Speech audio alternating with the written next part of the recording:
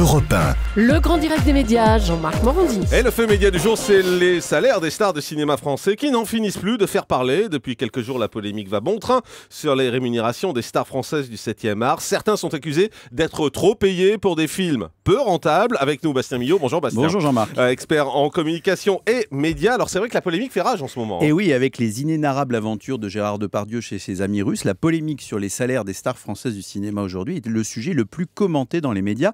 Et vous l'aurez noté, ces derniers temps, la mode est définitivement aux tribunes et aux lettres ouvertes génératrices de buzz. Et c'est le producteur Vincent Maraval qui a jeté le pavé dans la mare le 28 décembre dernier dans les colonnes du journal Le Monde, en signant cette fameuse tribune au lance-flamme qu'il a appelée « Les acteurs français sont trop payés », tout était dans le titre. Il y dénonce pêle-mêle le mode de financement du cinéma français qui, selon lui, est de plus en plus basé sur une économie subventionnée, c'est-à-dire financée par le contribuable, et des cachets exorbitants de certaines têtes d'affiche qui seraient riches d'argent public. Alors il a cité tous les films français de 2010 qui, selon lui, se sont plantés en 2012, perdant des millions d'euros, avec des noms assez étonnants: Astérix, Le Marsupilami, Star 80, La Vérité si je m'en crois, etc. La liste est longue, mais l'attaque la plus virulente, il l'a réservée à un acteur extrêmement populaire, Danny Boone, en le traitant de chantre de la France profonde qui vit à Los Angeles et qui obtient des sommes qui laissent un Gérard Depardieu sur le carreau. Depardieu revient toujours en ce moment dans les conversations.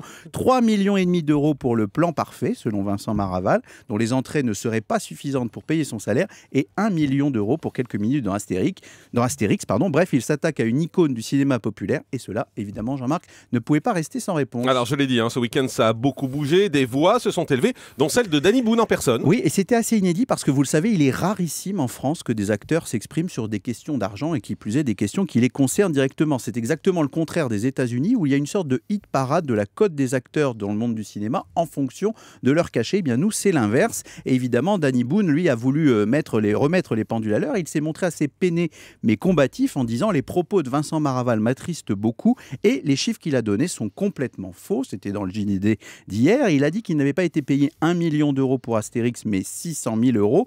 Et il a également précisé... C'est quand même pas mal. C'est déjà pas mal.